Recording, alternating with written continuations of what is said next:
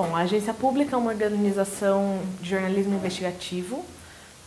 Nós somos uma organização sem fins lucrativos e nós produzimos jornalismo independente. Nós surgimos em 2011. A Pública foi fundada por 3 repórteres mulheres, 2 ainda são co-diretoras da Pública, né, que são a Marina Amaral e a Natália Viana. E a Pública surge no momento, a Natália estava voltando, foi quando a Natália voltou de Londres, depois de participar da divulgação dos documentos do Wikileaks. E durante essa experiência dela, e na verdade toda a experiência, né, tanto da Marina quanto da Natália, as duas se conheceram na revista Caros Amigos, né? Então, elas sentiam falta de uma organização que fosse como a Pública, né?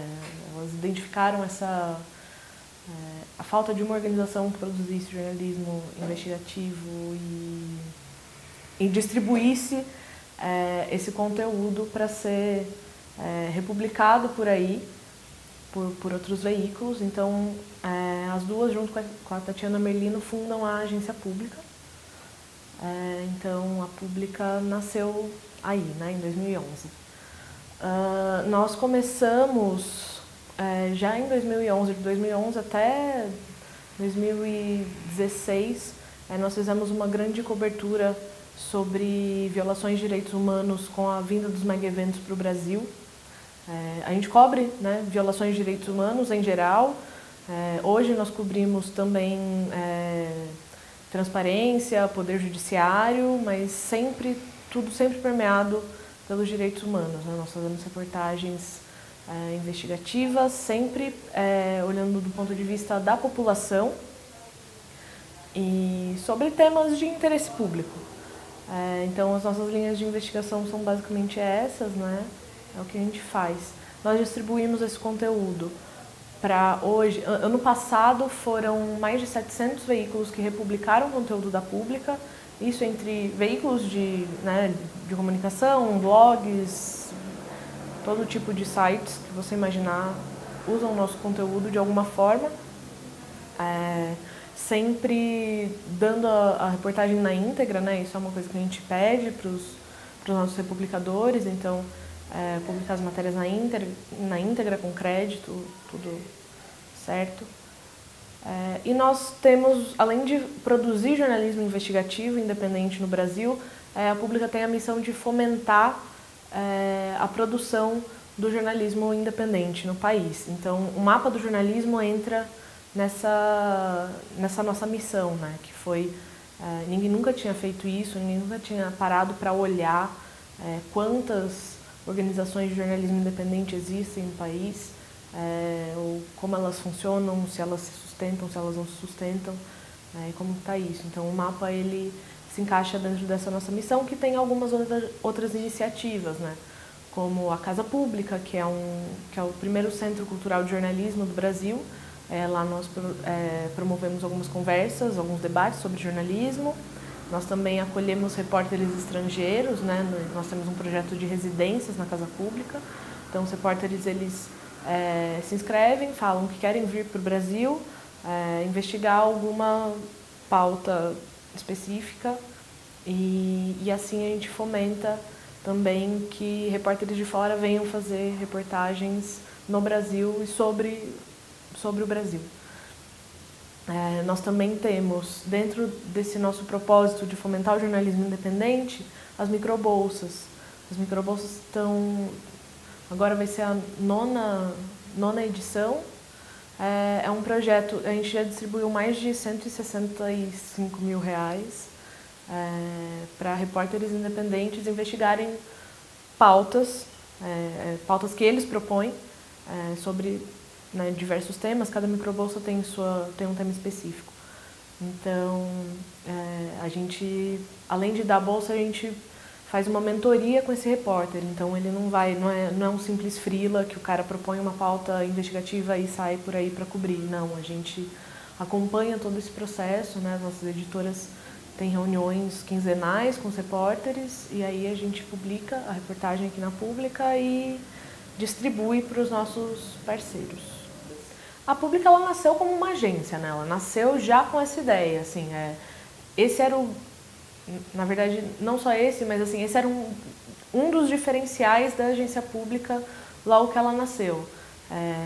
Que é uma forma que a gente achou de distribuir realmente o que a gente faz e de garantir que o nosso conteúdo seja lido pelo maior número de pessoas possível, assim. Então, não é uma coisa que vai ficar ali no nosso site, né? A gente entende que o nosso site ele é um meio, né? Tá ali, mas aquela matéria pode ser alguém de um jornal do interior do Piauí pode ler aquela reportagem e falar, pô, legal, vou replicar isso para o meu público. E aí a gente vai chegar num público que a gente não chegaria se aquela reportagem só ficasse no site da Pública. Teve uma checagem, se eu não me engano, acho que era uma checagem de reforma trabalhista, que ela foi assim, republicada por muitos lugares, muitos blogs, muitos sites de associações. E aí eu vi, acho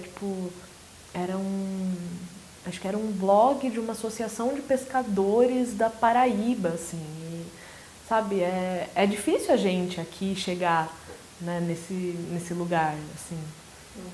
E nós chegamos, porque foi republicado por outro e chegou lá. E para nós isso é muito importante, é muito rico, né, que a gente consiga fazer isso.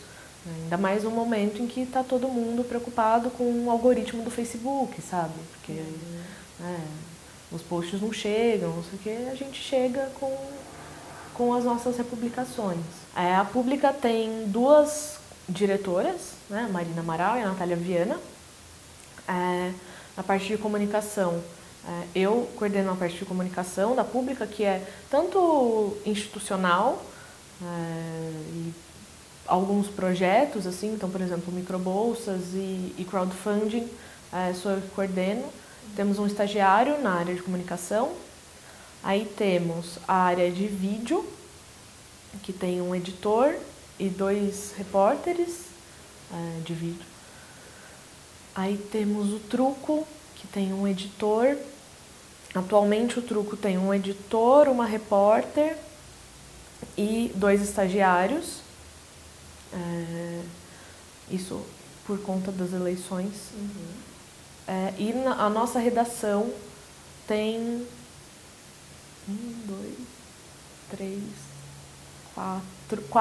5 repórteres, sendo que um desses repórteres ele é especializado em dados, ele também faz infográfico, animação, ele é um repórter multimídia.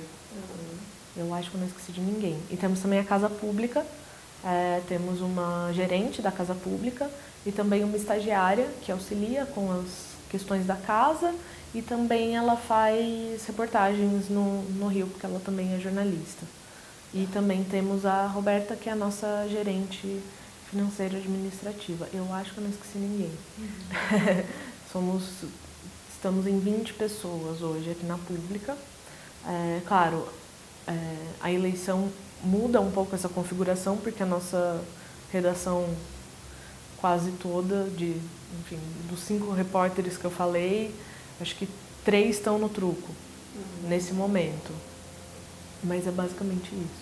É uma coisa que a gente vê muito em organizações independentes de jornalismo, é o jornalista se vendo desafiado a fazer todas as coisas de uma organização, inclusive o que não é jornalismo. Então, às vezes, assim, inclusive funções que são mais vistas como de um profissional de relações públicas, o jornalista ele tem ali tem suas questões para fazer aquilo.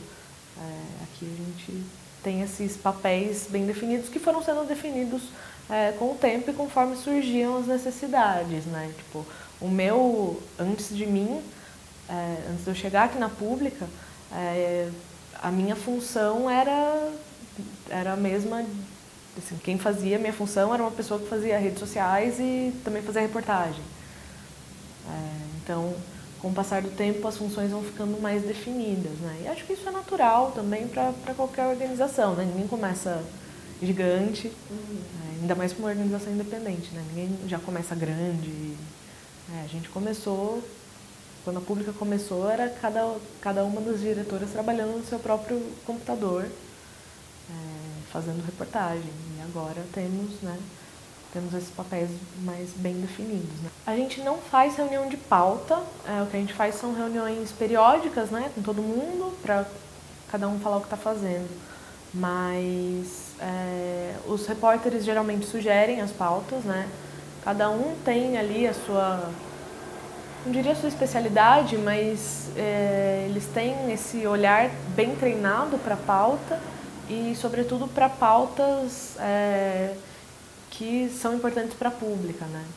Então, geralmente são os repórteres que sugerem, claro, as diretoras, que também são editoras, né? Isso acho que eu não falei antes, mas isso é bem importante, né? Quem edita as nossas matérias são, sobretudo, a Marina e a Natália. Temos o Thiago também, que é nosso editor de vídeo, ele também edita mais as pautas de vídeo, mas também algumas pautas que não são de vídeo. Então, temos essa dinâmica aqui. Mas as pautas são repórteres e das diretoras. Ou então, temos uma situação específica, que é um projeto específico, que é o Reportagem Pública. A Reportagem Pública é um projeto financiado por crowdfunding. Então, ano passado nós fizemos um crowdfunding e ele teve, acho que foram mais de 1.400 pessoas que apoiaram esse projeto. A gente estava pedindo R$80 mil para financiar 8 pautas. Então, as pessoas dentro desse projeto, quem apoiou, pode escolher a pauta que a gente vai investigar. Então, a cada mês a gente fazia uma votação com 3 pautas propostas pelos nossos repórteres. E aí os apoiadores votavam em qual pauta eles queriam que a gente fizesse. A gente vai atrás, a gente monitora audiência no nosso site, a gente monitora as nossas redes sociais, mas a gente também monitora republicação e compartilhamento nos republicadores. E é muito interessante, porque às vezes uma reportagem que teve pouca audiência no nosso site tem muita audiência no republicador ou o contrário, né? Então a gente vai compensando assim. Mas o que mais importa pra gente é impacto. A gente acha muito importante, a gente quer, a gente tem muita atenção nisso, assim. Então, por exemplo, teve uma reportagem que a gente fez foi uma reportagem financiada por crowdfunding, ou seja, ela foi escolhida pelo público. Enfim, mas essa reportagem do Orindobro, ela fala sobre aborto legal, né? Se as mulheres estavam tendo acesso ao aborto em casos em que o aborto é legal, né? Caso quando tem risco para a mãe, caso de estupro e anencefalia. O governo brasileiro passou a investigar casos de omissão de quando as mulheres não têm acesso a esse direito. E a nossa reportagem que baseia o início dessa investigação. Além disso, nós recebemos aqui no nosso Facebook uma mensagem de uma mulher que tinha sido estuprada e não teve o acesso ao aborto legal negado na sua cidade. Uma repórter nossa respondeu a essa mulher, indicou um lugar onde ela poderia pedir ajuda, uma ONG que apoia mulheres. E essa reportagem gerou, essa nossa primeira reportagem do Orindobro gerou uma outra reportagem, que é a nossa repórter Andréa Dipp acompanhando a história dessa mulher que veio até nós pedir ajuda porque ela tinha lido uma reportagem nossa e não tinha tido acesso ao aborto legal.